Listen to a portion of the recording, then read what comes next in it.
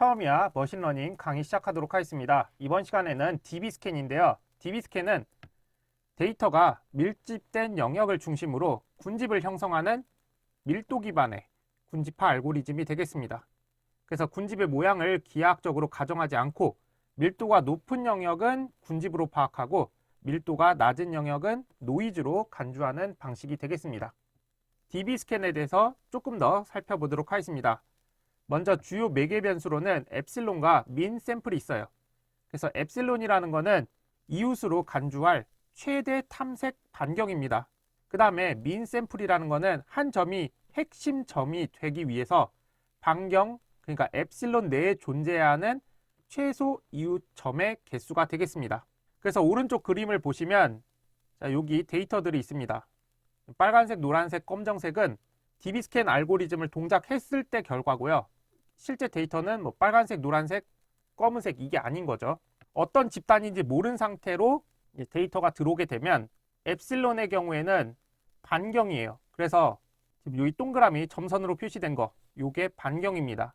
그러면 각 점마다 이제 반경을 계산하게 될 텐데 이때 핵심 포인트, 핵심점이 되기 위해서 이 엡실론 내에 존재해야 되는 최소 이웃점의 개수도 설정을 해줘야 됩니다. 즉 범위를 설정해주고 그 범위 안에 들어갈 최소 점의 개수를 설정해줘야 돼요. 그러고 나면 이 정해진 거에 의해서 데이터의 유형이 정해지게 됩니다. 그래서 핵심 점은 반경 내에 이웃 점이 민 샘플계 이상인 점이 되겠습니다. 그래서 한 점을 찍어서 설명을 드리면 이 점을 기준으로 해볼게요. 그러면 이 점을 기준으로 반경을 그렸어요. 반경을 그렸더니 하나, 둘, 셋 이렇게 3개의 데이터가 들어왔습니다. 여기 민 샘플을 3으로 둔 거예요. 3으로 뒀다고 했을 때는 반경 안에 데이터가 3개가 있으니까 이 점은 핵심 점이 되는 거예요. 그 다음에 이 점을 보도록 하겠습니다. 이 점을 봤을 때 반경을 그려봐요. 반경을 그렸더니 데이터가 1개만 있어요. 그러면 핵심 점의 요건은 만족하지 않죠. 하지만 핵심 점이 포함됐어요. 이런 점을 경계에 있다고 해서 경계점이라고 합니다. 그러면 핵심 점은 집단이 있으면 집단의 안쪽에 있는 이러한 점을 핵심 점이라고 하고 군집의 바깥에 있는 점들을 경계점이라고 하는 거죠. 그러면 이 둘에 해당하지 않는 점을 노이즈 점이라고 해서 어디에도 속하지 않은 고립된 점을 말합니다. 그러면 DB스캔의 경우에는 이상값이 들어왔을 때 노이즈 점으로 판단하기 때문에 앞에서 살펴봤던 군집화 방법들보다는 그러니까 이상치에 좀 더 강하죠. 그러면 군집화 과정을 절차를 보도록 하겠습니다. 먼저 탐색을 하는데 이때 임의의 데이터를 선택해서 탐색을 합니다. 그래서 핵심 점을 판정해요. 그래서 선택한 점에 엡실론 내에 민 샘플 이상의 이웃이 있는지를 확인해서 핵심 점 여부를 판단합니다. 그 다음에 군집 생성 및 확장을 하는데 핵심 점일 경우 새로운 군집을 생성하고 반경 내의 모든 이웃을 해당 군집으로 할당하게 됩니다. 그러니까 핵심 점을 찾고 핵심 점 근처에 있는 건 전부 다 같은 군집이다. 이렇게 파악하는 거죠. 그리고 나서 더 이상 연결된 핵심 점이 없을 때까지 반복해서 하나의 군집을 완성하게 됩니다. 이렇게 반복해서 군집들을 만들어 나가고 이때 핵심 점 반경에 포함되지 않는 점은 노이즈로 판단하게 됩니다. 자, 그러면 코드를 통해서 살펴보도록 하겠습니다. DB스캔은 클래스 이름이 DB스캔이에요. 이때 EPS는 엡실론, 반경이에요. 그 다음에 민 샘플은 핵심점이 되기 위해서 포함돼야 될 최소 점의 개수죠. 그리고 매트릭스 유클리디안, 요거는 거리 측정 방식입니다. 왜냐하면 반경을 계산할 때 거리를 이용해서 반경을 측정해야 되잖아요. 그때 거리를 유클리디안으로 둘 수도 있고 아니면 맨하탄으로 둘 수도 있습니다. 그 다음에 학습과 예측을 동시에 하기 위해서 fit underbar predict 함수를 사용합니다. 요거는 앞에서 살펴봤던 군집화랑 똑같죠. 그리고 fit predict를 하게 되면 속성값을 얻어낼 수가 있습니다. 그래서 cluster centers 요거는 각 군집의 최종 중심점의 좌표고요. 그 다음에 라벨스는 각 데이터가 어느 군집에 속해 있는지를 나타냅니다. 그리고 이너샤는 WCSS 값입니다. 요거는 군집의 응집도를 파악하는 데 사용하고 앞에서 K-민즈, 그러니까 K-평균 알고리즘에서도 요 WCSS 값을 활용했었죠. 그리고 N-이터는 수렴할 때까지 반복 횟수가 되겠습니다. 자, 그러면 코드를 보도록 하겠습니다. 여기 데이터를 생성하고요. DB 스캔한 다음에 엡실론을 0.4로 두고 민 샘플을 3으로 뒀어요.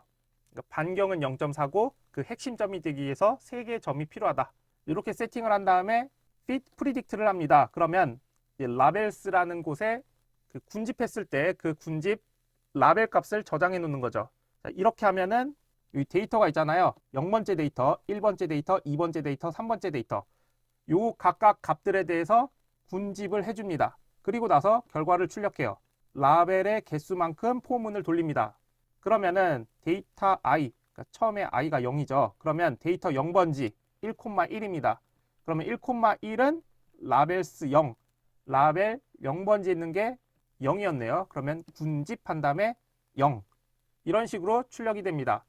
그러면 각각의 점에 대해서 군집이 0 또는 1로 세팅이 된 것을 확인할 수가 있고요. 그리고 노이즈 점의 경우에는 이렇게 마이너스 1로 표시된다는 것도 확인할 수가 있습니다. 그러면 DB 스캔의 장점은 뭐냐? 그래서 유연한 군집 형태를 가지게 되고요. 그리고 이상치 처리에 좋습니다. 그리고 또한 장점은 군집의 수를 설정하지 않아도 돼요. 하지만 단점이 있습니다. 먼저 파라미터의 민감도인데요. EPS랑 민 샘플의 설정 값이 세팅하기가 어려워요. 그렇기 때문에 최적화가 어렵습니다. 그래서 만약에 이걸 최적화시키고 싶다라고 하면 EPS랑 민 샘플스 값을 이리저리 바꿔가면서 성능을 확인해 봐야 돼요. 그 다음에 다양한 밀도 처리의 한계가 있습니다. 한 데이터셋 내에 군집별로 밀도가 크게 다를 경우 적절한 성능을 내기가 어렵습니다. 한마디로 어디는 촘촘하고 어디는 느슨하면 성능이 잘 안 나와요.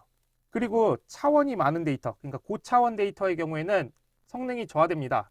왜냐하면 이게 반경을 계산해야 되기 때문에 그 반경이 2차원이면 그냥 원의 형태지만 3차원이면 9가 되고요. 4차원부터는 이 연산이 좀 많아집니다. 그래서 차원이 높아질수록 거리 계산하는데 복잡도가 증가하기 때문에 계산의 정확도가 떨어지는 단점이 있습니다. 자, 그러면 지금까지 배웠던 군집화 알고리즘을 한번 비교해 볼게요. 먼저 K평균은 군집의 개수를 미리 지정해 줘야 돼요. 하지만 계층적 군집화랑 DB스캔은 군집 개수를 따로 정해줄 필요가 없습니다. 그리고 계층적 군집화의 경우에는 덴드로그램을 보고 군집을 몇 개 할지 선택할 수도 있어요. 자, 그 다음에 군집의 형태는 K평균은 구형, 그리고 계층적 군집화는 연결 방법에 따라 다양합니다.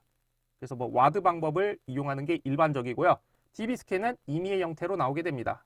그리고 이상치 처리에 있어서는 DB스캔이 우월하죠. 그리고 계산 속도의 측면에서는 K평균이 가장 우수합니다.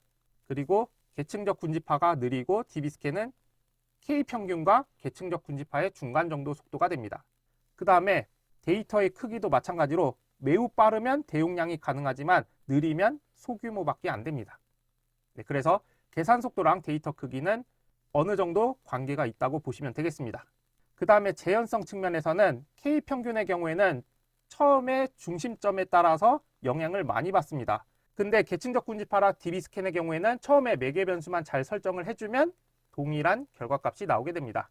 이렇게 해서 DB스캔 군집화에 대해서 살펴봤습니다. 남은 내용들은 다음 시간에 이어서 진행하도록 하겠습니다. 감사합니다.